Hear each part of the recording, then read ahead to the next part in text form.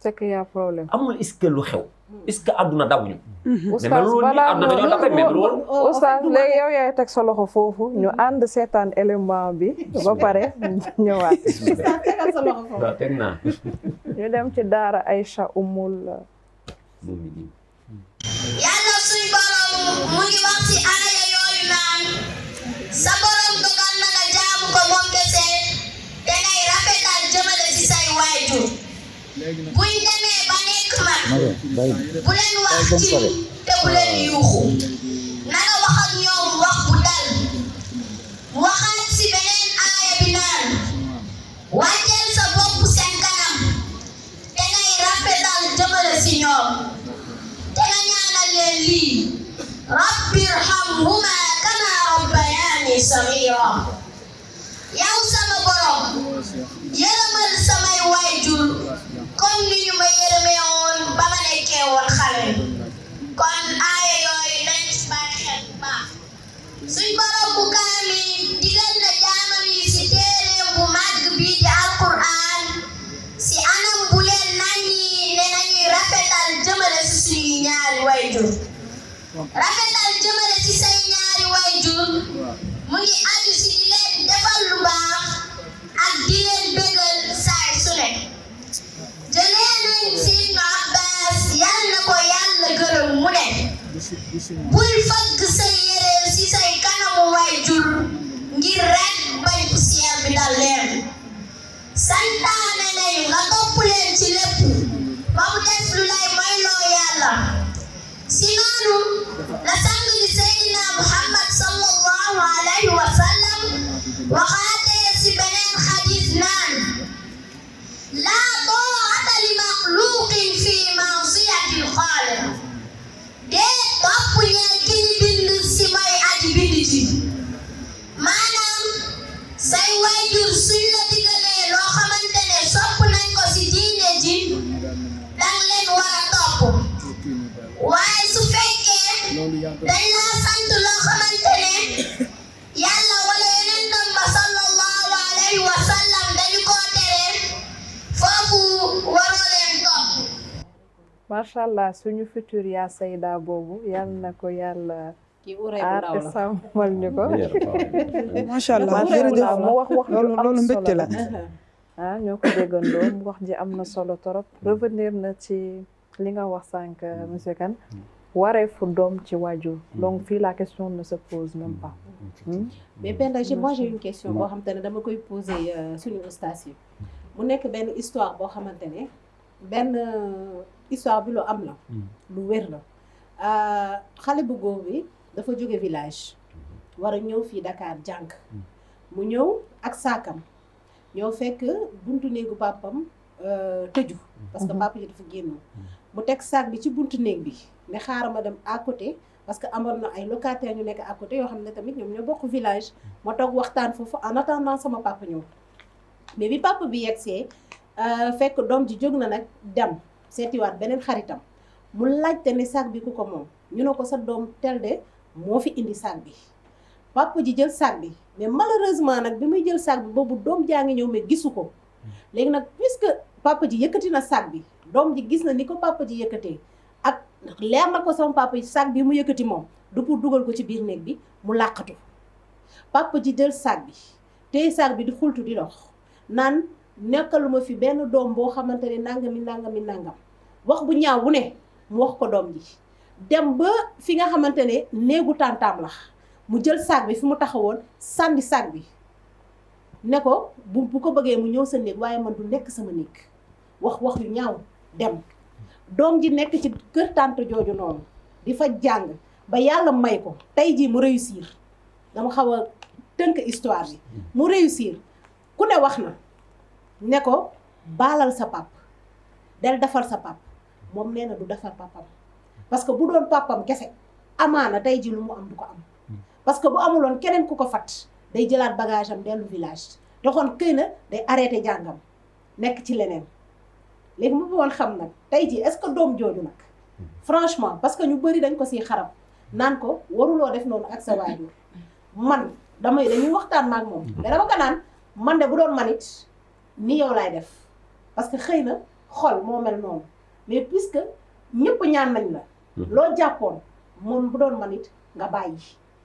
tey defal sa pap mu ne moom amul xolu yëkkatu même bu dee benn dërëm la ci lu mu xamante ne moom moo koy ñàkk di ko jox papam ndax papam dafa ñàkk ci moom mu loolu laajte nag foofu noonu kan moo ci am raison d'accord nee na xeer man dinaa ñëw si sa question boobu mais bëggoon naa tamit ñëwaat si oustaz lu mu fi wax sànq waxu teg tànk boobu fu ñu teggi suñu tànk c'est très important foofu la ñu war a commencer d'abord dëbb foofu ba mu mokk doog a jàll mais li ngay wax loolu noonu li nga ko war a gën a conseiller mooy que ne na delluwaat tuubal papaam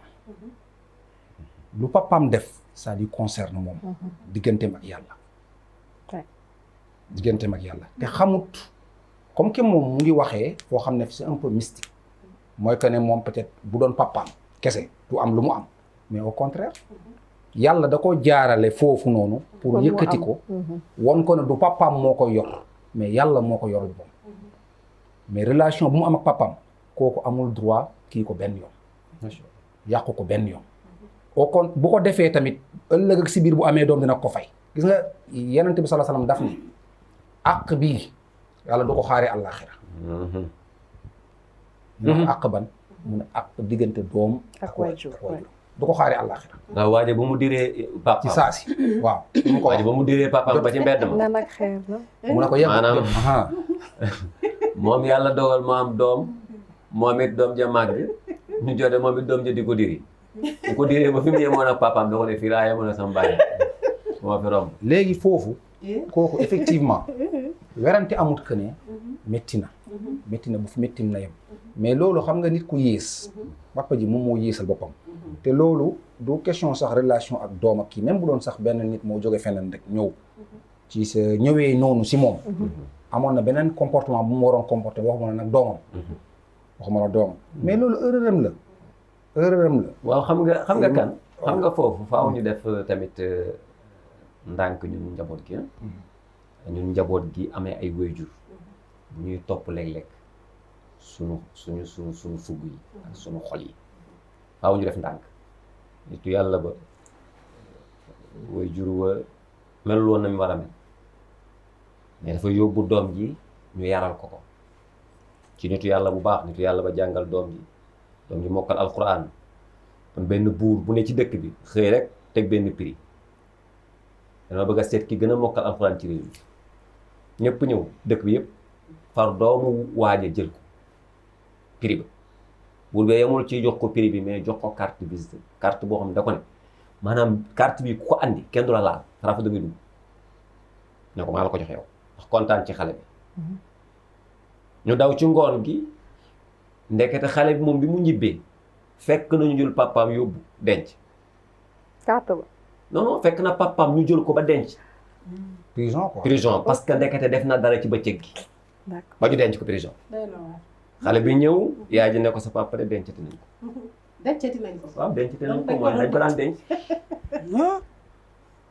xale bi rangooñam dal ci dënnam mu jooy na xaaral ma dem seeti buur wax ko ndax mu ñu bàyyi ko lu mu dawee ci guddi gi ay 21h la egsi wane carte bi gars yi bàyyi ko mu jàll bi mu yegsee buur ne ko non xale bi wuy ma nag carte bi joxuma la ko pour sax 5 minutes nga ñëw mu ne ko déedéet buur soxla bu jàmpa ma andi mu ne ko la mooy soxla bi mu ne ko buur sama bàyyi lañ fi téye ma ngi ci vingt bi ñu téye buur ne ko yow sa bàyyi yow mu ne ko billaay mu ne ko moo ciy kan mu tudd turu bàyyam buur bi taf loxoom ci gémmiñ bi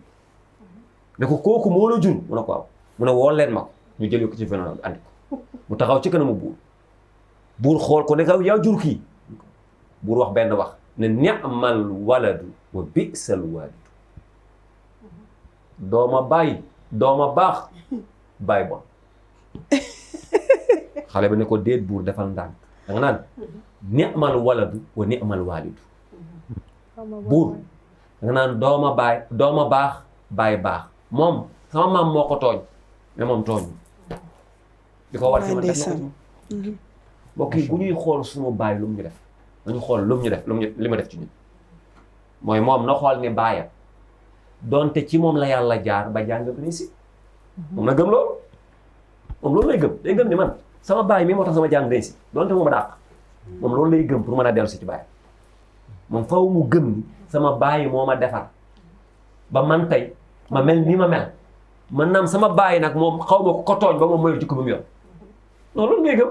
moo tax man dellu si loolu positivité la bu baax. mais fooy ba tey macha allah oustaz. li nga wax li baal ma li nga wax li rafet na trop. ci daanalal kii lu mu doon wax rek. ci loolu rek ba tey pour yokku ci rek. doom nu koy wolof di waxee rek toujours naan diggante doom ak baay. nen la ak doj. effectivement noonu la mel. c'est que baay ak ndey a si yem. c'est que am nga gis nga alquran dafa édifier loolu ba mu jeex mu set quoi mooy que ne dafa am diggante waajur ak doom waajur boo xam ne bi alquran daf la wax si moom kooku bir lu ñuy wax bir c'est-à-dire lu wees mbaax la bir mooy loo xam ne da nga koy def fekk yaa ngi kontaan loolu mooy sa dox sa digganteeg sa waajur boo xam ne bi def na devoir am sa digganteeg sa waajur boo xam ne bi deful devoir am kooku alquran maaruuf la wax foofu maaruuf mooy nga def loo xam ne li c'est le minimum tey boo yoroon ñaari doom ci biir kër gi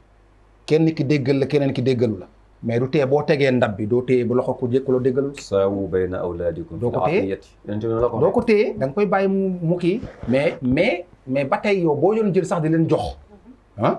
bu ngay jox ko la déggal ki sa xol nu muy mel ak keneen ki du benn mais du tee da nga koy def c'est que c'est ça quoi mais man fu ma bëggoon lu ma wax sànq fu ñu bëggoon gën a dellu oustaz fu ma wax sànq mooy que ne fu faay bi amee il faut que nit doomu aadama d'abord xam lan mooy mission am ci kaw suuf fii ak doomu aadama xamul lan mooy mission am ak dayoom ci kaw suuf loolu moo indi li nga doon wax sànq fu ñu tegoon suñu tànk ñi teggi ko parce que yàlla bu mu waxee ci alquran tabaraka alladi bi yadihi lmulk wa huwa ala kulli shay'in qadir alladi xalaqa al mawta wal xayaat te fu mu jiitee mooy que ne bu mu tàggee boppam moom yàlla subhanahu wa taala daf ne man maa sàkk waxul sàkk dundu de mais dee la njëkke pourquoi pour wan nit ñi que ne pour xamal leen ne tôt ou tard da ngeen ñëwaat da ngeen di delluwaat kon dee bi la njëkkee mu sàkk dee après sàkk dund mais dund gi lan mooy objectif bi yàlla mu ne leen dund gi lenn rek moo tax ma sàkk pour xool kan si yéen moo gën a rafet jëf imaginel wax jooju mais yàlla waxul que ne c'est-à-dire daf na leen di xool kan moo gën a rafet nu muy jëfee kon donc ni ngay jëfee si lépp la sa digganteeg say doom sa digganteeg la terre sa digganteeg l'environnement sa digganteeg sa réew sa responsabilité tout ça loolu mooy tax nit ki bu toogee moom kese du sañ a def loo xam ne li buñ ko gisee dinañ ko ne cim parce que am na beneen bët bu muy gis am na beneen présence bu muy ressentir ba du ko ba tee du def yooyu noonu boo ñëwee sànq si wàllu waajur boobu buñ ko wàccee ba si wàllu doom ak waajur mais nga fekk oustaz bu fekkoonte ne nit ki dafa ressentir responsabilité bu nekk si yar doom comme kii li muy wax sànq loolu xëy na du fi am kon teggi tànk boobu du fi am Yonent bi sallallahu alayhi wasallam daf ne képp koo xam ne yàlla dénk na la ak progéniture dénk na la progéniture maanaam donc na la ay doom wala yu mel noonu mu dénk la ko nga dee jour bu ngay dee nga wor ndénkaane boobu doo dugg àjjana dëgg la point final dëgg la loolu bu fekkente ne waajur bu nekk def na loolu ci kiyam foog naa ne dinañ gën a def attention bu baax a baax a baax a baax nu ñu yaree suñu doom parce que lenn la finalité bi yar bu baax mais nit ñi nañ am na yoo xam ne tey yoonu àjjana yàlla dafa bëri lu mu ko ubbi ko buntu yi dafa bëri bokk na si rek nga bàyyi fii ci kaw suuf doom ju baax dëgg la de ñu tagaat suñu tànk foofu àndaat seetaanaat beneen élément yi tey teg tànk kon baax na waaw wareefu waajur ak doom liñ ci mën a wax bëri na trop wante dañu koy tënk daal dañ ciy tënk as tuut rek loo xamante ni mën na ne daal ñu tënk ko rek def ko ci fu may damay tàmbalee ci dëkk bi ni muy doxee léegi nii foofu laay tàmbalee dëkk bi mi ngi dox ci ay appartement xale yi di dox ci appartement yi kenn xamul loolu lan la ñun bi ñuy nekk ndaw xamuñu woon loolu dañuy yaroo suñu kër am mag boo xamante ni mooy nekk ci kër gi di yar xale yi wante léegi amatul léegi da ngay gis couple boo xamante ni appartement am lay jël foofu lay yaree doomam loolu kenn mun ci dara bu njëkk ba da ngay am benn grand boo xamante ni day nekk ci koñ bi boo defee dara ñu jubanti la wante bés ni ki tey amatuñ ko lu waral amatuñ ko mooy doom dafa sax ci xol trop trop trop di nga dóor doomu jàmbur waajuram ñëw ngeen jote ci loo xamante ni naka sudul noonu mooy loolu moo waral léegi nii kenn mënatul yar doomu kenn sa doom ngay mën yar say jikko nga ciy mën def bu fekkee nag yow say jikko doyul nag loolu kenn mën ci dara ñun bu njëkk da nga daan dem jàngi école boo jàngee école ñëw wàcc boo wàccee par exemple 2 heures nga añ boo añee 3 heures 4 heures da ngay dem daara boo demee daara 1 heure de temps wala 2 heures de temps nga fay am benn yar boo xamante ni ñi ngi koy def ci yow mooy ci li nekk ca daara ja léegi amatul léegi xale yi xamatuñ loolu xale dañuy jàng wàcc par exemple 3 heures balaa ñu dugg seen kër 19 heures mais du ñëpp nag. des fois nga gis ci ku wàcc par exemple comme li ma wax léegi 16 heures ça dépend dem wëri ji ba 19 heures wëri bi yëpp ci lenn lañ koy tënk taxaw ci bopp koñ bi tux cigarette nekk ak seen ay copines di fóonante de gauche à droite loolu ñu ngi koy gis man lu ma wax dem ko gis du ma wax mukk loo xamante ni teguma ci sama bët loolu moo fi am léegi daal wante gis nga bu ñu yaree suñuy doom ci jikko yu njëkk ya dara doot ñu sonal. ñu àndoon seetaan élément bi li mu wax tamit soulever na question balaa ngaa yar est-ce que jikko yi nga war a def ci sa njaboot jikko yooyu est-ce que mi ngi ci yow. boo xam nga boo xoolee tamit Fatou sànq détail nañ ci man ak kan bi yàlla waxee xu anfusakum la njëkke donc ne aleykum mooy loolu mooy li waa ji wax xam nga boo xoolee yàlla bi muy wax dafa wax lu leer daf ne rek lal sa bopp ba pare doo ko regleel kenn arab yi dañuy wax faaqidu shay'in laa yu'ti nit lu newul ci moom mënu ko def ci kenn léegi mu teg ci ñi war a encadrer yar à côté ñooñu tamit léegi ñemeetuñu waa xam nga li waral loolu mooy tey li may wax rek li amoon bu njëkk amatul dafa jeex mooy bu njëkk ñëpp a bokkoon ànd di yar tey nag loolu la ñu ñàkk nañ ko def bi ñu ko ñàkkee nag moo tax ku defee ni tamit wax naa ko fi keroog benn bis ma ne leen ku defee ni yar sa njaboot mën nga koo yar yow doom te kenn du ci bokk ndax nga sa bopp maanaam yar faaw mbooloo la faaw dëkk la faaw quartier la faaw réew la ñooy ànd yar te yonent bi dafa waxoon ni lu ñu defal sunu doom yi ci àdduna te defal lu ñu leen ñoom yar zéro lay tudd ma naxala walidun waladahu min nexlin afdalu min adabi xasani loolu la yonent bi wax lu ñu defal suñu doom yi lu mu doon maanaam daggal leen biir ñu dem Europe teg leen ci privilège yu baax ak jëndal leen oto dugal leen ci kër yu rafet ak lépp yonent bi ne na amul sens xamul ëpp sens fexe ba mu am éducation bu baax. ak valeur yi ngay def ci moom. waaw si kaw loolu oustaz xam nga da nga ne yar maanaam wareef bi nga xam ne waajur war na ko am ci doomu yar da cee bokk léegi man laaj la da ngay gis tey jigéen wasin am handicapé doom bu handicapé soit mu nekk handicap physique wala mu nekk handicap mental mooy bi ñu naan déficience intellectuelle surtout bu dee déficient intellectuel mooy maanaam ñi ñuy wooyee mongol entre guillemets da ngay gis ku góor ki parce que am nañ ci ay cas yu bëri mu abandonné ku jigéen ki ak doom ji maanaam da koy fase bàyyi ko ak doom ji parce que jàpp na ne doom boobu tey nattu la wala ku jigéen ki comme dans les sociétés ñu naan sëyul sëy bu rafet wala nu mu tuddati maanaam lépp toor bi yëpp dañ koy jël teg ko ci kaw ku jigéen ki ba nga xam ne ku góor ki tey day dafay ni ñukk ku jigéen ki ak doom ji dem yoonam. problème croyance la. waaw problème de croyance la. non man même au-delà de croyance bi dama naan irresponsabilité bi ñuy wax ci góor yi la. parce que yéen ñaara séq doom bi da nga ne baal ma de. waaw da nga ne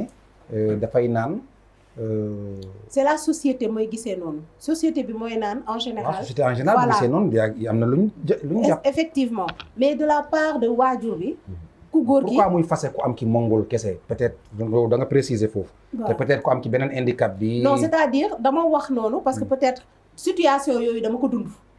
koo xamante ne dafa am ay doom dafa am doom ak ku jigéen du benn yoon du ñaari yoon du ñetti yoon jigéen ñëw di ne sama jëkkër daf ma abandonné ak sama doom parce que sama doom bi nu mu mel moo tax mu abandonné ma effectivement donc xam nga bu ma aventuré ci handicap physique damay wax loo xamante ne dund ma ko mais li ma dund loolu laa mën a témoigner am nañ ci plusieurs fois ay jigéen ñu la ne carrément man dama divorcé sama du divorce moom maanaam bëggul woon mook jëkkër ji ñu taxali ko mais jëkkër jee ko bàyyi ak doom ji ndax doom ji nu mu mel.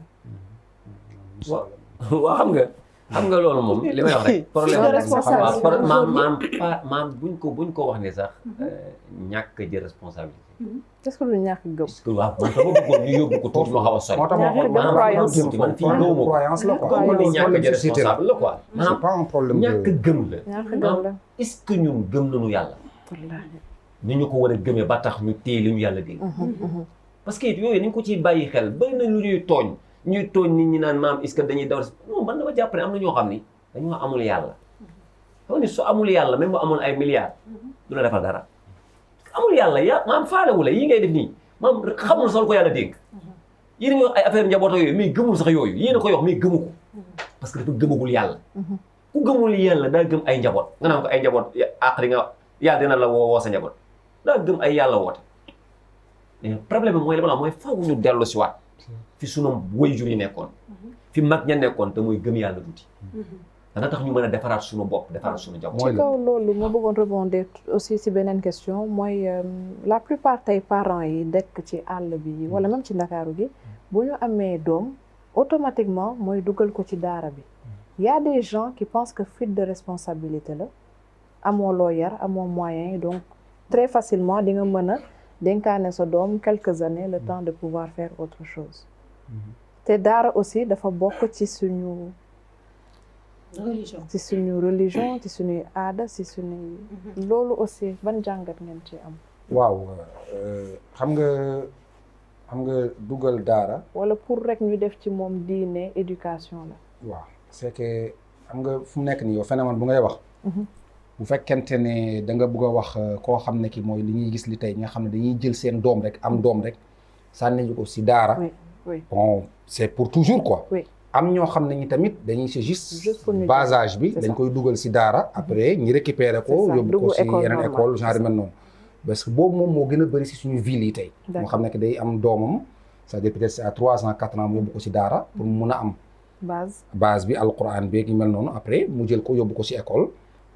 peut-être vacance ba vacance muy dem defi daara gi mel noonu. kooku man mii noonu laay doxalee ak samay doom lu gën a kii. ok léegi beneen sens bi c'est que loolu foofu il faut que ñi nit gis nga fekk ñemewuñu wax dëgg dañuy am problème tey lu gën a am su mbedd mi tey lu gën a bëri man dama doon voyage yi ça fait juste si fête yi rek. mooy ci kii bi dama demoon côté Joal. Escale Mbour si ñu koy waxee sax si. seen fast food boobu nekk noonu en face garage bi ñu tuddee sax ñu koy seen Sénégalais yi bëgg fi seen mburu yi rek damay fàtte tur bi Brioche Dorée xaw ma yu mel noonu waaw te fajar parce que maa ngi fi jógee boobu fajar laa fi jógee ak mel noonu boo fi jógee feneen fu nga mënti kii yëpp luy ñëw si yow si luy daw di ñëw si yow si ay lu ñuy tuddee ay taalibe yaa ngi dégg moo ëpp presque population buy doxawal nga xam nit day waxante bu ñu waxantewul dëgg gis nga phénomène bii ñuy gis nii. man def naa daara. sëñ bii def na daara amu ko suñu defuñ si ñun daara. dafa am waxtu yoo xam ne mooy waxtu njàng. surtout dafa am waxtu yoo xam ne waxtu njàng waxtu bu fu taalibe bi jàngut kon cela veut dire que jàngut. diggante buy fajar bi di fenk. bàyyi booru 10 heures 11 heures. waxtu boobu la si mën a kàtti lu mu si kii. te waxtu boobu nag ngay gis boo xoolee taalibe boobu da nga koy. lu koy tuddee taalibe en général lu si gën a bëri c'est des enfants de la rue. il faut que ñu waxante dëgg. lu gën a bëri phénomène yi ñuy gis ci fii nii c'est pas des daara. benn am nañ ci ñu wóor yoo xam ne franchement c'est du commerce. parent bi pour recevoir quelque chose kooku am na. yooyu phénomène boobu loolu am na fi. am na fi yeneen yoo xam ne tamit peut-être oustaz bi wala ku tuddee ki boppam sëriñ daara bi. moom mooy liggéeyloo xale yi liggéeyloo la. on se dise la vérité nit ñi bu ñu waxoon dégg man aw ma lu ma ci ragal ci wax. c'est ça le mot. liggéeyloo xale bi parce que fekkente ne gis nga yelwaan. foo ñu xam origine am lan la jógee yelwaan presque mu ngi gën a jógee xam nga daara si boppam boo seetee noyau daara mu ngi jógee au nord ñu wax Fuuta jëm bay côté Saint-Louis ak yu mel noonu parce que oustaz seen daara doon yor ay taalibeem yu bëri bu waxtu añ jotee boppam la mun a jox añ ak jabaram ak ay doomam taalibe yooyu mun leen jox añ ñi yelwaani si biir kër yi lu ñu añee yaa ngi dégg waxtu reer bu jotee la même chose ndongo yu si gën a mag ñi dem defi soit ñi bayali ko tool pour am lu ñu participer si kii bi wala ñu xari matt xar matt bu ngay dégg bi nii léegi nit ñi di ko def di ko boole si seen salaire yu mel noonu fa la jógee mooy dem xari matt indi pour ñu toggee ci kër gi loolu moo nekkoon kii bi léegi nag ñu dem ba si kanam fu mu nekk nii lu nekk rek yàqute def see dugg yeneen yu si dugg yoo xam ne wax dëgg yàlla bokku ci xale yuy taxawaalu si biir Ndakaaru gii ak yenn ville Sénégal wax dëgg yàlla képp koo xam ne ki rek bañ nga ñi wax ci bañ nga dëgg waxoo ngir dëgg il faut que nit ñi teg ko def ko assise ay national waxtaane ko c'est mbir la boo xam ne bi mu ngi yàq lu bëri. c'est ça parce que plus tu as l'impression que ñu ngi am ay solutions. ñu ngi kii mais on fait tout le temps des pas en arrière. njàng def ci amut sax njàng def ci amut. fuite de responsabilité. damay toog ay yenn taalibe jël leen. ma jàng alquran ma ko alquran damay teg yenn taalibe teg leen. jàngal ma saar yoo xam ne wax dëgg yàlla. c'est des bases saar yoo xam ne kii borom du ko mën. man daje naag benn taalibe si biis muy yelwaan di jàng alquran ma ne ko noppil. ma ne ko waxal sarax ngir yàlla mu ne ma sarax ngir yàlla mu ne kan moo la wax na nga ñeel woon mu ne ko sama sëriñ dafa dema ne daje nag benn kii si biis bi ne ma bu ma jàngati saar bi naay wax sarax ngir yàlla point parce que li ngay jàng yëpp musiba la jàngoo fi dara lu baax te man mënu ma accepter nit di yàq alxuraan sama kanam macha allah rabbi am na man fi may jógee bu may ñëw fi may jëlee oto noonu dama ciy dajeek ñu bari ñoo xamante ne wax dëgg neex yàlla seen melokaan wax dëgg yàlla neexuma parce que ñun bi ñu nekkee xale gisoon nañu ñu ndongo daara ñu daan mel ñun dañ daan maanaam dañuy nekk ci jàkka ji nekk benn daara koñ bi kenn ku nekk da ngay jël benn dongo wala ñaari dongo nga teg ko sa kër yoral ko lépp yaayu daara mais waaw yaayu daara day am ci koñ yi yaa ngi dégg mais jamono bii ni la xale yi di songee dafa garaaw ànd naag benn waay ñaari dongo di xeex dañ leen doon atte bi metti lool kenn mënu leen dara te pourtant ay xale ndaw lañ dëggal bopp kooku newuñ ci benn responsabilité bu normal yaa ngi dégg seen gisuma seen ay waajur mais amee nañ leen àq parce que nag xale bu toll noonu nga war ko jàngal nga maanaam yow juddu nga ñu may la chance ba nga toll ni nga toll xale bi nga war ko may chance am nga jël ko joxe ko te joxe bi doo ko topp doo ko seeti parce que boo doon seet sa doom am yërmande am cofeel ci moom boo ko gisee mu melokaanam boobu je pense que di nga jëlaat sa doom delloo ci sa biir kër yoral sa bopp même bu dee sombi ngay lekk mais nga jël xale bàyyi ko noonu mu am melokaan bu ñaaw ku mu romb tàllal la loxo man damay tooñ parfois fi may taxaw di jël oto dama ko naan yow mën nga saar bi taril ma ko mën nga saar bi taril nga ko ci biir kaf noonu rek mais damay xam ne kii jàngul da ngay xam ne kii dañ ko laaj nangam dañ ko laaj temps pour mu indi ko d'accord nga mën a jël kii sànq li nga doon wax sànq d'accord donc kon yooyu noonu yëpp man je peux dire que ci faaw ñu xamit façon daara yi waaw est-ce que li ñu seen ci mbedd yi est-ce que ay daara la est-ce que njabootu daara la ñuy seen ci mbedd yi ñuy daw di songu nit ñi di yelwaan yaakaaruma ko de lu si gën a bëri du boobu njabootu dama daara bëgg ñu def ci baax su Sénégal gouvernement bi na ci xool mu recherche xool ndax ndongay daara rek ñoo ne ci kaw tëli bi est-ce que gouvernement bi tal na la oustaz Taxa waaw mais man damay lancer rek parce que day lancer message parce que daara la ñu juddoo pourtant li ngay wax nii ci la ñu màggee lu nga wax ne c'est important waaw ci la ñu juddoo mais da koy def ci la ñu mais ñi ngay màggee. tuddee ñooñu ay genre yenn ñuy tuddee seen bopp sëriñu daara ñoo ñoo taxaw si kanam merci C'est ça. beaucoup mais dama bëgg ñu def ndaag ci loolu am na koo xam ni mën na am mokkalul dara ci alxuraan mais am na ay xale waaw lu yéene benn kër waaw andi na leen fa toog dëgg la jàngalewul alxuraan de sëriñu daara ñun ñoo ne rek daara mais moom waxul ne daara la yor de kenn introsé ko mën a la daara la yor ay booyam la yor di leen yelwaan ay booyam la yor moos leen yalwaan loolu merci ci la- beaucoup dama ci la- bëgg loolu ci la- ci la yu bëri di xewee après. dañuy tudd baatu daara rek c'est que ñu nekk ci yar moom Nañ yar rek. nañ yar rek ñëpp oustaz maanaam- moom xam nga tudd bi sax tur bi ok nga baal ma dem baal nga yeggali mais tur bi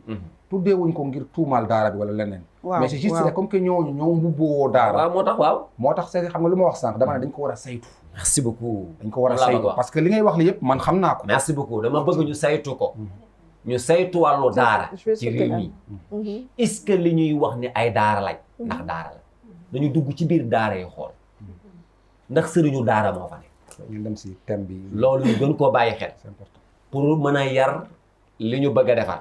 ndax yar moom ci njaboot la xale la beneen bi nag mooy bu ñu wékku ci wàllu ñu ñuy dajal ci mbedd mi ñuy laaj ak di ñaan non maanaam waajur daw responsabilité du question que rek ku mu yóbbu ci daara ji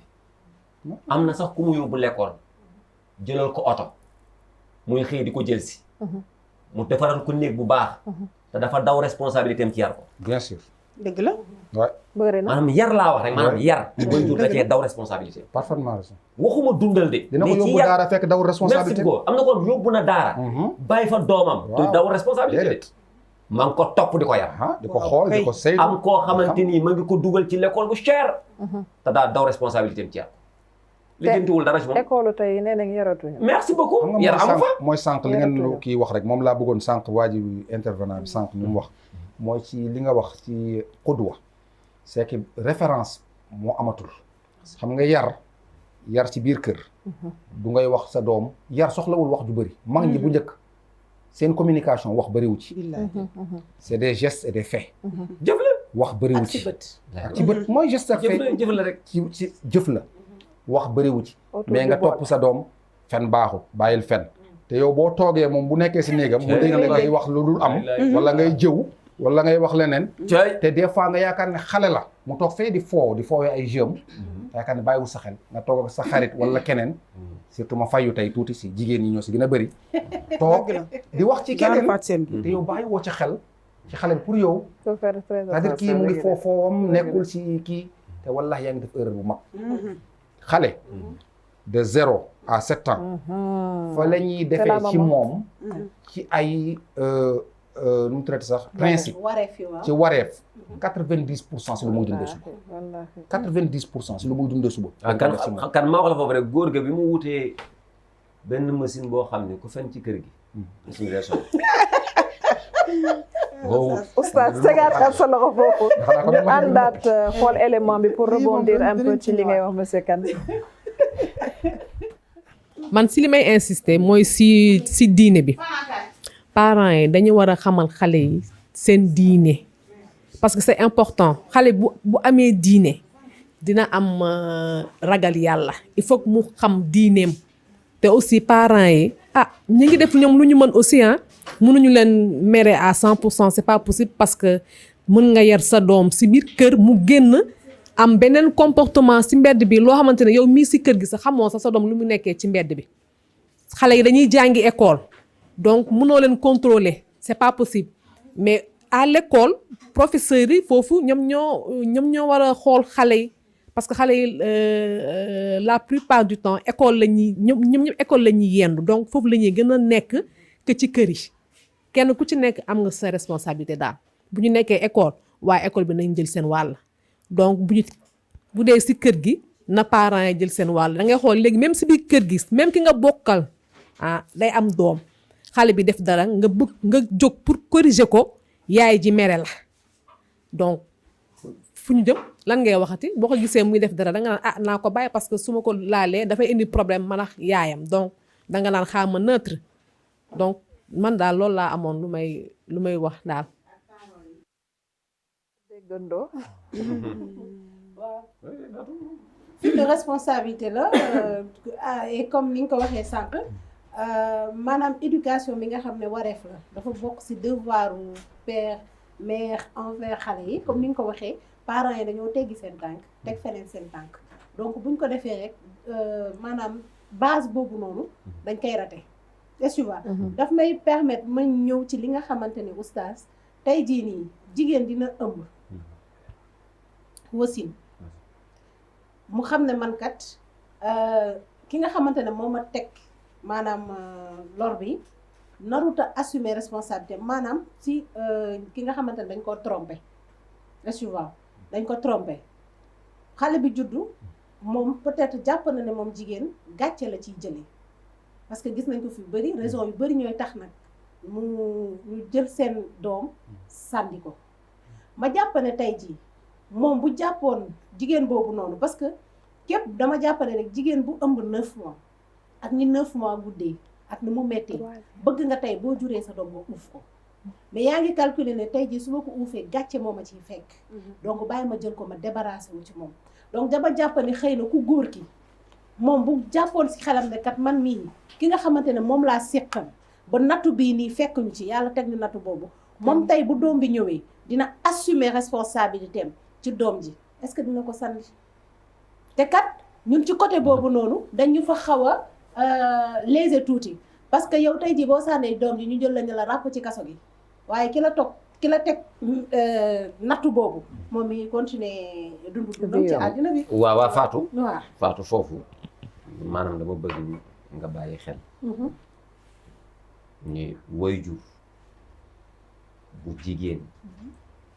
faam jamono boo xam ni moom mooy responsabilité ci doom newul góor de xamalatu ummuhu wahnan ala wahnin wa fisaaluhu fi aamayni moo doog ne an ashkur lii doog a tuddaat papa wali waliday bi yàlla di wax naan bàyyil xel waajur dafa bàyyi fee góor teg ko fële ne yaay ñu ne ko lu tax mu ne parce que moom laay njëkke ci moom laay débat moo la ëmb imbi la moom laa dénk mu gérer la ba mu am 2 ans moom la yàlla waxee de diggante fi mu la ëmbeeg fi mu la imbeeg fi mu lay gérer ba nàmpal la 2 ans lay doon kon foofu d'accord ma benn waajur wu jigéen xalaat ni parce que sunu boroom moo ne nahnu narzuqukum wa iyyahum yàlla def ne bu kenn yor wërsëgu kenn ku ma fi àndi doom jooju fi ñëw kooku ngay xalaat ni moo war a yor wërsëgam yoru ko téel doom ji bu ko sànni bul ko dugal ci foos bul yóbbu fenn téel sa njaboot la c'est comme yaa ko jur téye ko mais ñaara ko jur oustaz. waaw d'accord dama ne waaw boo gisul kenn ki mais gis na kenn ki moom doom dëgg la gisul kële mais gis na kii waa léegi këyee nag lu tax du ko gis. waaw d'accord dama ne kooku moom bu dawee kenn gis ko problème moo xam nangu na ko moo xam nanguwu ko loolu problème am loolu problème mais gis na kenn ki mu gis na ko téye waaw maa bëgg jigéen ñi bu leen may doole ci foofu nañ leen tere loolu may ma leen doole non may ma leen doole ci loolu waaw maa ngi ñaan ñëpp itam nañ leen tere loolu tooññar bi la sax da ngay tooñ ba pare tooññar bi waat effectivement nanu bàyyi loolu parce que man kenn defati voilà tout le temps dama naan doom ji nga xam ne da nga ko jur même bu dee da nga ne da nga koy téye yow doo ko téye tu as plusieurs possibilités damal ba ci buntu kër jàmbur nga teg ko fa wala nga dem kër sëri wala nga dem ci loolu c'est trop facile nga teg ko fa moo gën rey bi moo gën rey bi solution la boo demee ba nar koo rey oustaz nga dem teg ko foo xamante ne day kii loolu tooññar bi la sax rey moom beneen tooññar bi la sax waaw bakkan la de rey moom beneen affaire la man kay li may wax mooy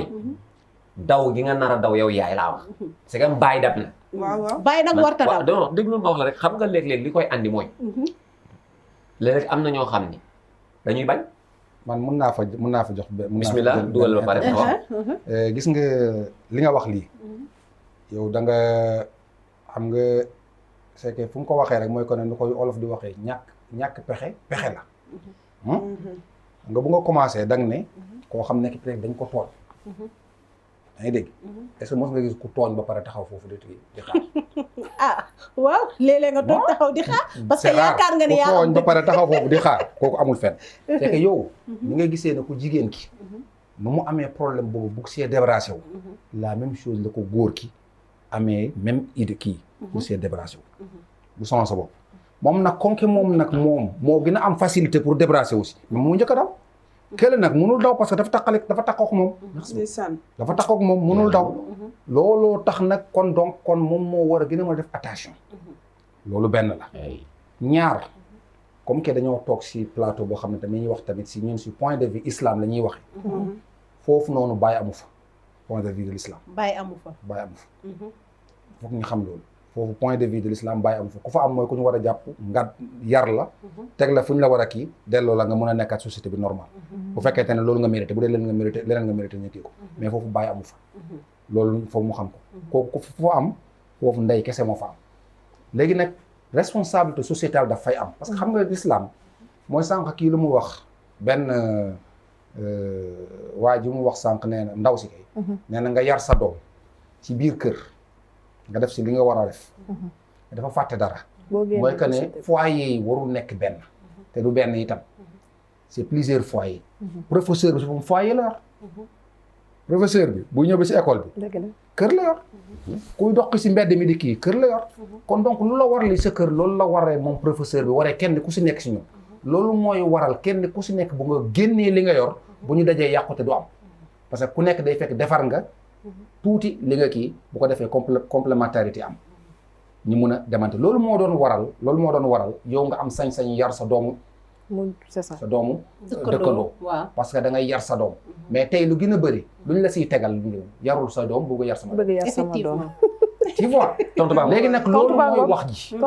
loolu mooy wax ji fii problème bi c'est problème de pas problème individuel yàlla bu nga taxawee di julli allahu akbar bu nga waxee ihdina siratal mustaqim yow kese yaay julli te mënoon la wax alquran ne la waxal ihdini siratal mustaqim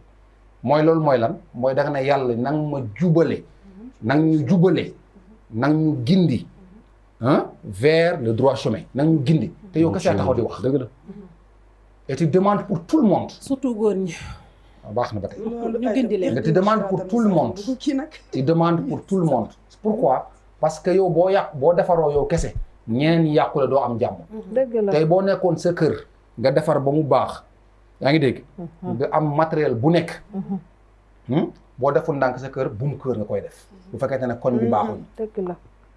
bu fekkente ne ñeneen ñi njaru seen njaboot sa kër bu mu kër nga koy def boo génnee da ngay tëj ba mun a rab sinon lu la fay fekk du baax loolu lu ko waral mooy que ne yar bi c'est pas général moo tax c'est-à-dire problème bi kenn mënul dem gaal la goo xam ne gi bu si kenn xalaat damay gàddu sama ëmb na mu tëj dem kii non gaal gi ngay lijjanti mais c'est xam nga boo xoolee li muy wax nii ci wàllu bu ñu demal l'école ñu bisi mu yar dafa yaatu fépp la ñuy yare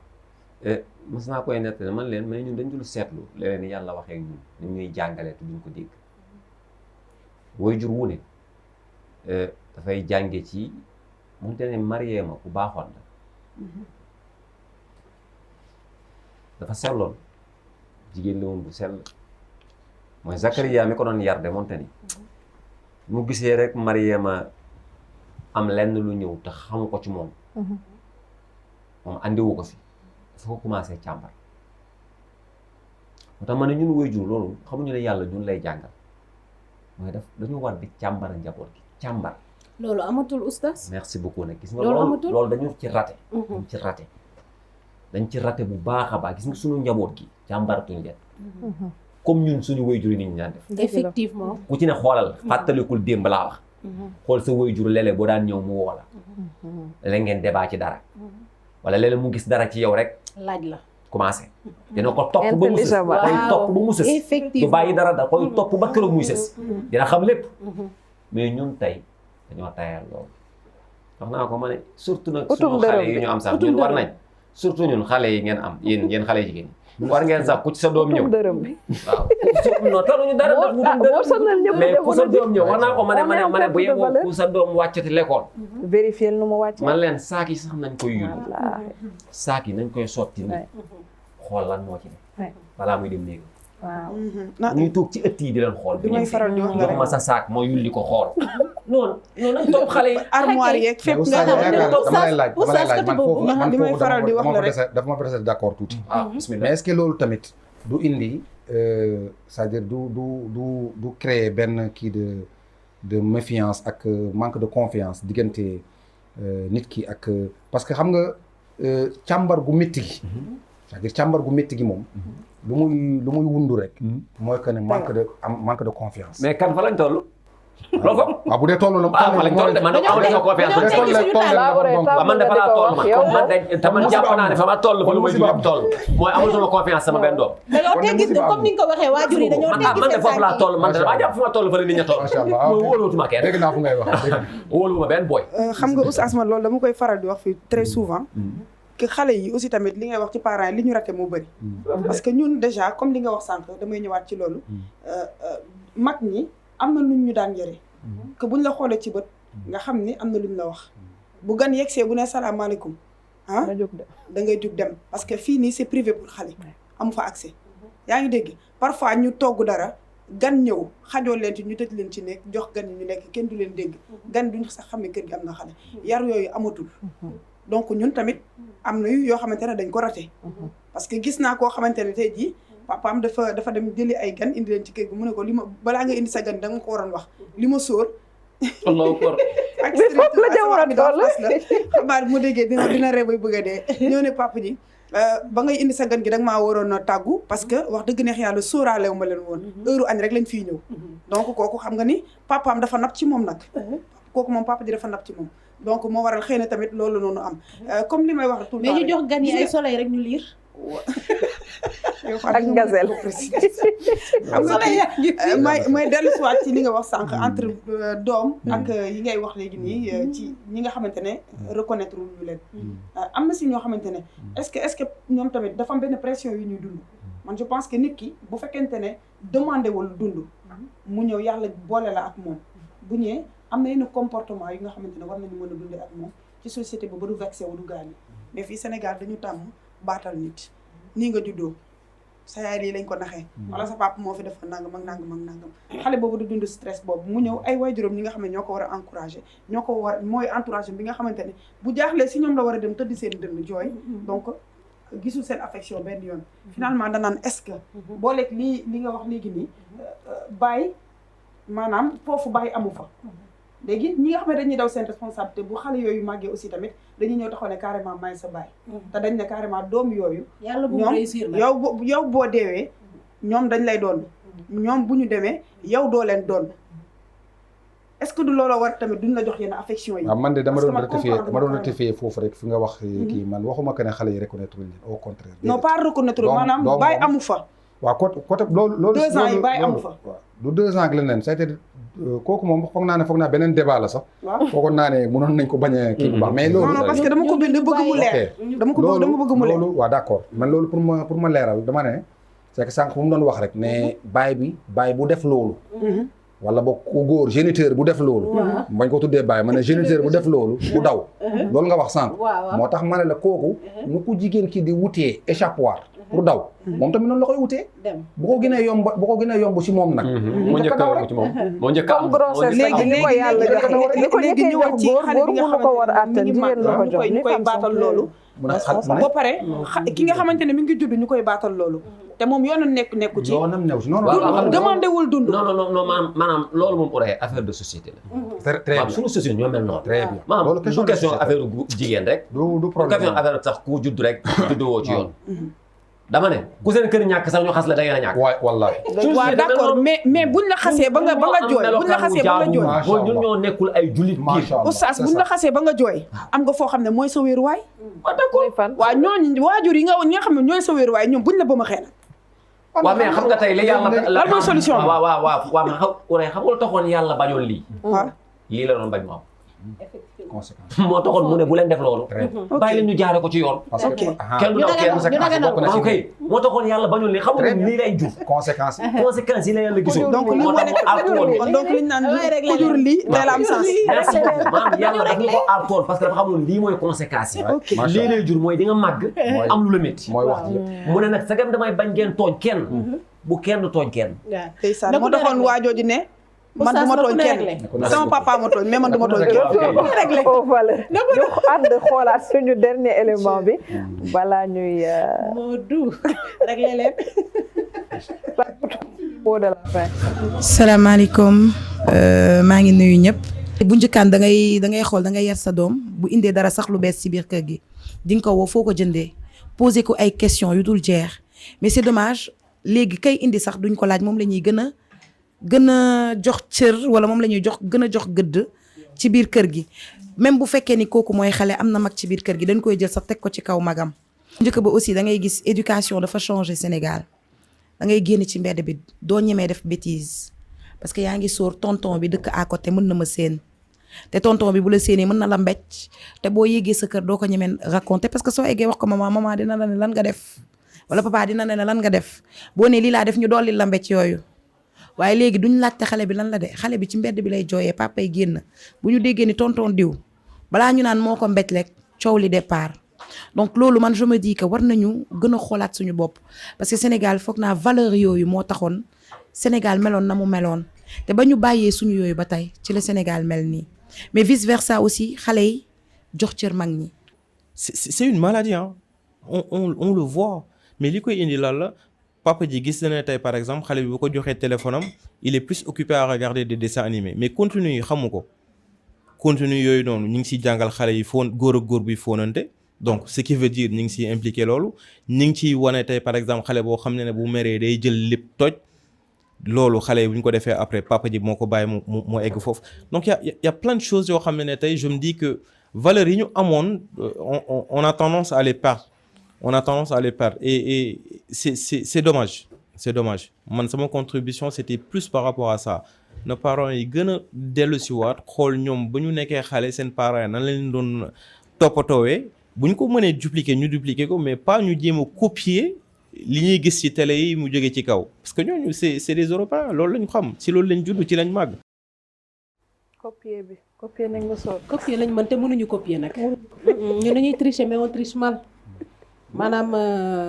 la nasaraan bi li ñuy jël ci nasaraan bi ñun dañoo bàyyi lépp baax loo xam te ne peut-être buñ ci cofee tuuti indi ko lu ñu am lu baax li dinañ leen raw ñun ñu ne non ñu dañuy dem jël li bon indi ko teg ko ci kanam ne loolu baax. nga Fatou fu nit ñi xam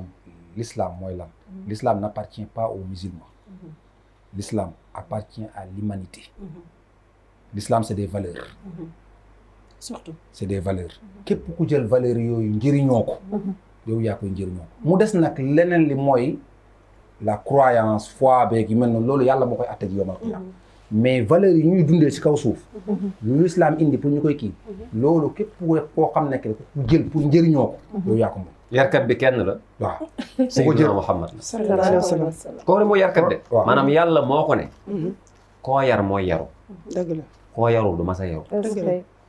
mu ne man yàlla moo ma yaral boppam ba pare orienté ma wal ma ni ñuy yaree maam ñun nag ñu ne non non yonent bi du ñu yar très bien loolu lañ wax dañoo taxaw ne ñun yonent bi du ñu yar bien sûr dañuy jël suñu dañuy yar bopp seeti kenn bàyyi ñu jël suñuy garde lañ wax maam yonent bi na dem ne ñun ñu seet ku ñu yar ñu copier ay yeneen nit ne ni ñu yaroo la ñuy yaroo moo taxit tey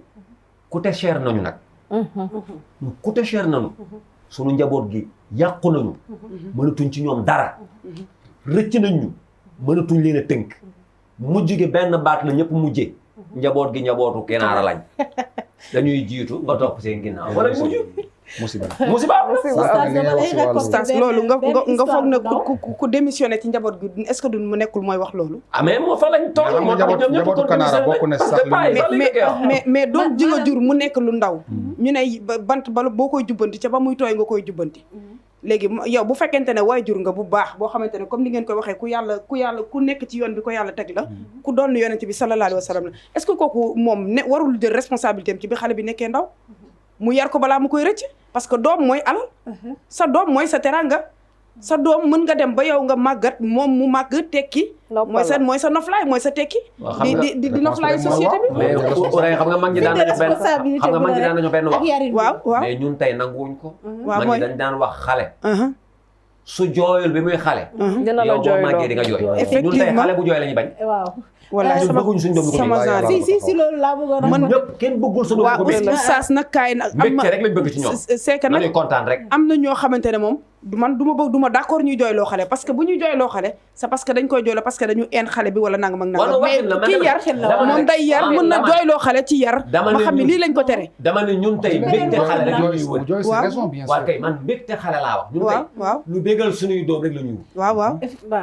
te billahi bu ñu waxantee dëgg li may wax sénégalais yi ñëpp a ngi may seetaan dama ne ñun lii bégal suñu doom fii ci réew mi li ci ëpp baaxul dëgg la te ñun ñëpp loolu ñu bëgg voilà damay man ak sama morom ku ci ne foog nga yóbbu sa doom dama bëgg a dugal benn histoire bu ndaw par exemple mère bi jàngul donc mënul lire mais saa bu doom yi wàccee dina xaar ba ngay sangu mu dugg ñëw ubbi sac bi xool bu xoolee ne gis na ci benn affaire bu ndaw boo xam te ne njorta na ne moom lii warta nekk kay bu ñu jàngee wala lii moomoo ko da koy jël bu xaaree nag ba ngeen pare am mu nekkoon ak benn rakkam buy jàng daka naan kaay liiral ma kayit bii luñ ci bind su ko defee rakk ji bu xoolee xool bu bëggulee boole kee day koy wax ne leneen lañ si bind xam nga li ma la wax complicité wala bu ko ne lii nii fu mu jógee mu ne ko lii de xam naa seen école lañ ko joxee xam nga mais comme ni ñu naan rek instinct maternel yaay ji day xam ne kii li mu may wax demeewul du loolu mais dina fexe tout ba xam lu ñu bind ci kayit bi ak li nga xam ne moom joxta na ne nii nekkul sama doom moo ko moom dina ko topp doonte ne jàngul ba xam lu ñu bind ci feuille bi ak lu mu yor mais tey dama koy xoolee ci sama bopp samay doom su ma fekkee seen saak pour ma ubbi ko comme li nga wax oustaz du ma ñëw rek ubbi dama leen di naan ndax mun naa ubbi sa saak loolu da nga wax sànq rek sama xel dem ci dama la est-ce que mun naa ubbi sa saak bi et pourtant sama doom bi xaw a mag nga xam ne dafa nekk âge puberté xam nga ñoom bi ñu nekkee âge puberté dañuy yaakaar ne bu asamaan di wàcc sax dañ koy téye daf ma naan ça c'est privé sama sac la maa ko moom est-ce que tu vois donc des fois man amatoo accès ci sa doom loolu mooy amatoo accès ci sa doom effectivement d'accord ni xam nga loolu lan moo koy waral lan moo koy indi parce que loolu c'est-à-dire toujours mu ngi commencé depuis le bas âge depuis ñu nekkee xale xam nga tey foofu laa commencé woon sànq man relation boo xam ne c'est superficielle moom lu moo war a denc ci éducation éducation dafa am leneen loo xam ne lu war a nekk socle bi ak base bi ak kii mooy que ne relation benn boo xam ne de un il faut que nit ñi wàññi sànq lu ko ndaw si doon wax c'est-à-dire xale yi il faut que ñu wàññi médias yi foofu kaayu les WhatsApp yeeg les kii quoi ok gadget yi nii loolu de un de ñaari tamit famille il faut que ñuy toog di waxtaan bu comme njëkk ñu doon amee famille toog en intimité entre mag ñeeg xale yi di waxtaan di échanger loolu day tax sa doom gis nga du ngeen mos a yeggi mun naa xool sa sac parce que lu tax yow benn relation de confiance mooy am seen diggante gis nga bu demee ba xale bu góor sax bu dee ko jigéen la aborder ko ci mbedd wala yu mel noonu bu ñëwee balaa nga ko laaj dina la ko wax effectivement parce que am na relation de confiance bu am boo xam ne bi du la nëbbati dara mais bu demee nag ba nga xam ne yow fu mu nekk da ngay yow di jàmbarti ci saagam wala du jox keneen mu lay liir kon am na lu la raté lu bëri am na benn distance bu am seen diggante boo xam ne bi moom kan c'est-à-dire loolu moo créé loolu nag mooy problème bi raté nañ moom là est-ce que du loolu mooy solution maanaam donc installer confiance bi si waree fii la temps bi jeex na Fatou ma tënkal la rek suñu problème bi ñu am une phrase li ñu wax sànq ne maanaam tey waajur yi alal la ñuy gën a concentré wu que sa yar bi bàyyi xel njaboot gi maa ngi la ci yandil benn anecdote bu réew dafa am waajur yoo xam ne ñaari doom yi dañuy jàng ci moom la ñuy tari nag ci moom la ñuy tari mais benn doom bu ndaw bi heure buy ñëw di tari day fexe ba dugal 1000 francs ci biir su ñëwee rek jox ko bee daj ci 1000 francs bi booy bi lu mu kii mën na ko baax na mën nga mi corrompu heure bu ñëwee bu taree da ko daan mënoo même bu mënee da ko daan mënoo mais ku mag ki jaaxle ne sama rek mais man man daal jaaxle na man ba mënu maa tare ba mu ni mën naa te yow damaa seetlu yow demee fi ngay tare ci man doo xam tare bi boo demee nag mu ne ko nga comprendre rek booy dem del yóbbu 1000 francs wallaay ndeysaan xoolal loolu rek doy na waar doy na waar dem del yóbbu 1000 francs xam nga fii lañ toll xam nga bu ñu demee bu wuy ji alal gënal leen seen doom am alal bu ñu waxee dëgg moo ñu gënal xale yi ñun alal lañ gën a topp di daw mu jaral ñu lu ne parce que dama lay wax de li may wax du ay caaxaan de nit ñaa ngi sacrifier seen njaboot ngir alal thème boobu dinañ ko indi xam naa dinañ ko indi bismillah il faut que ñu indi ko gën ci xuus malheureusement temps bi waxuma jeex na sax mais dépassé na di daw waxtaan bi am solo macha allah te tey amoo question boîte à question bi ñemewuma ko génne mi ngi nii sama ginnaaw fees na dell mais je pense aussi xanaa ñu jéem a def retour peut-être sur les réseaux sociaux inchallah non je veux dire li nekk ci boîte à question bi yëpp bëri na man jàpp naa ni bu ñu suivre émission bi dinañ ku ci nekk rek loo posé woon question maanaam ci waxtaan bi am nga ci solution yeneen yëpp mën nañ continuer di ko poser inchallah ci réseaux sociaux yi oustaz dina leen tontu monsieur Kane jërëjëf encore ci sa teewaay ci suñu émission bi ñu am mbégte ànd ak yow vraiment ci leeral yi ñu ci jot apporter di la jaajëfal bu baax a baax jërëjëf macha allah alhamdulilah rabbil alamin ñu ngi sant yàlla rek te di ñaan yàlla rek yàlla defal ñu alladina yastami'una alqawla fa yattabi'una ahsana nga xam ne bu ñu déggee ab wax wala kàddu dañuy topp lu si gën a baax li yàlla nañ ko yàlla defal ñi jiitu si ñu koy njëriñoo waaw tamit ñu def tamit yàlla defal ñu tamit société bu nga xam ne bu ñu taxawee kanamu yàlla yowmal qiyaama bu ñu rus waaw yàlla nañ yàlla defal lu mel noonu tamit ñëpp insha allahu taala ak réew mi yëpp yàlla defal ñu tamit xéewal yëpp yu ñu mébét rek yàlla nañ ko yàlla defal yéen tamit seen boîte bi yàlla jëmale ko kanam amiin yàlla may leen si lu raw seen njort macha allah accueil bi kii na macha allah kanam yi yaatu na kontaan nañ trop waaw alhamdulilah rabbil alamin di leen sant di leen gërëm asalaamaaleykum wa rahmatulah. waaw d'accord doom nday Penda maa ngi rafetlu bu baax waxtaan bi defe naa ni ñu bëggoon mu yaatu sax yaatu ko ndax temps bee ñu xoj dinañ ko yeggale ci yeneen anam ndax liñ fi bëggoon wax yëpp bëri na ak boîte à question mais comme Nicolas Faat waxee rek buñ suivre émission bi xëy na kenn ku ci nekk sa question mën nga cee gis sa bopp ci kaw loolu may jaajëfal oustaz yi aussi tamit di ñaaxaat famille que lii mu mujjee wax sànq intimité familiale am na solo trop mais léegi da ngay toog sax en famille am koo xam ne day yor rek dugg ci biir kër gi du xam nan ngeen toogee ak lu ngeen di war a waxtaane mu ñëw rek ne sarax ci seen biir boo ko xoolee bët du xam carrément lan nga koy wax yaa ngi dégg li ko saf rek lay xool donc ñu bàyyi xel que ni famille parfois dañuy soxla intimité bu ko defee yar bi gën a dëgër communication familiale bi aussi tamit gën a dëgër nit ñi miinante mag ak rakk yi miinante ak jarbaat yeeg yéen ñoom seen donc ci kaw loolu rek may jaajëfal ñëpp di leen tàggu di leen dox dig daje ci beneen plateau incha allah rabbi la Fatou d'accord may en tout cas jaajëfal comme ni nga wax temps bi daf mu tënk oustaz Taxa et Taxet merci beaucoup oustaz Kane jërëjëf man benn cri de cœur laay am mooy que ni njumte ma munta am munta ñàkk waaw donte ne oustaz nee na yàlla bañoon doom judd fu mu warul juddoo ëllëg problème bi ci am moo tax mais puisque ñu ngi koy dund man c'est envers l'État que je vais faire ce cri de cœur bu ñu trompé tey jigéen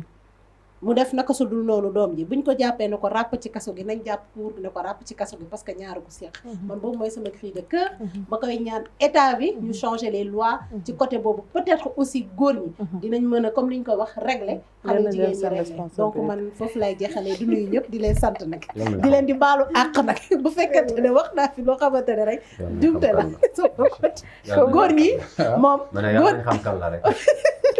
looloo ma jaaxal dinañ ko xam suñu service yi macha allah ay nañu ko côté boobu torop di am di leen tàggu mbokk yi jërëjëf tàggu te doo oustaz du tàggoo non man maa nekk tàggu oustaz mooy tëj bàyyi muy tëj sama nijaay bi bàyyi muy tëj